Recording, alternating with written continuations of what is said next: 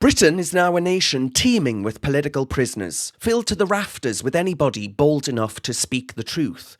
The establishment, the judiciary, the police, and their lapdogs in the mainstream media are conspiring to actually silence dissenting voices. And predictably, the so-called free press, they turn a blind eye, clutching their pearls and leaving it to independent media to tell you what's going on. We need to talk about Cameron Bell, a care worker, one of those jobs we need so badly.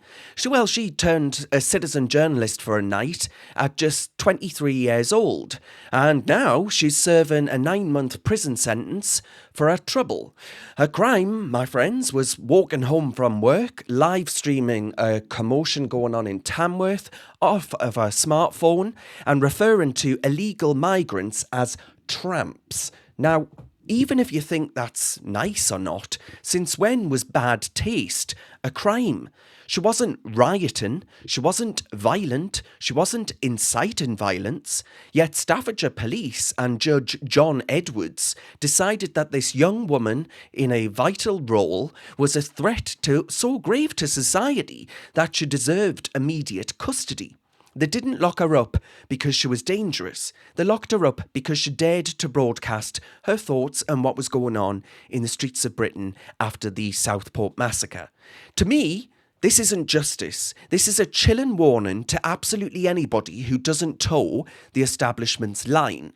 And meanwhile, actual criminals, and I mean proper hardened thugs, well, they walk free. You know, Hugh Edwards, he escaped a jail for possessing indecent images of children. Mohammed Hassan, who brutally attacked 3 women for wearing Western clothes, well, he was spared custody. But Cameron Bell, she gets the book thrown at her. And why?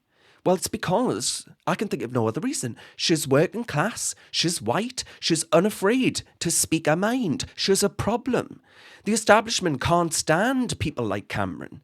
They're terrified of the working class waking up to their double standards, the cover-ups, their utter contempt for the ordinary British people that they purport to serve. And so they like to make examples of people like her. There are countless examples now within our prisons. They lock her up to send a message. Stay silent or else. And if you end up finding prison so difficult that you kill yourself despite only being in there for speech or thought crimes, well, tough tits. Judge Edwards had the gall to actually blame misplaced far-right sentiment for the violence and actually say she was part of that. But far-right, what about the farcical handing of Axel Ruda Kubana, who was charged with producing ricin and downloading an Al-Qaeda training manual? It was funny how no one mentioned that when discussing misinformation, the watchword of the moment, every totalitarian censorship-friendly's dream.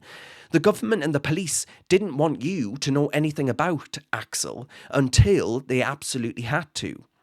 And then there's the Manchester airport duo who smacked a female copper so hard in her face that her face was actually sliced open.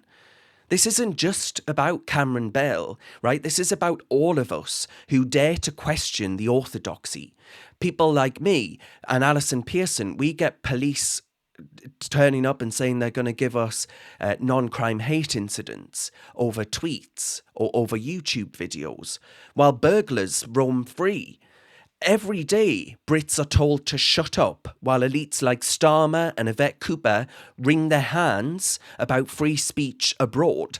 I think the hypocrisy, frankly, stinks to high heaven. But I tell you this, they won't silence us, because every time they lock up someone like Cameron Bell, blighting her life, they actually create 1,000 more voices that demand justice. Every time they knock on a journalist's door, they expose their own cowardice. And every time they preach about misinformation, they remind us of just how little they respect the truth and want you to know it. There's a battle for the soul of Britain today, my friends. And I tell you what, I, for one, won't stand by while our nation's freedoms are trampled underfoot by an establishment that is clearly drunk on its own power and absolutely desperate to shroud what's going on in our country in a veil of secrecy.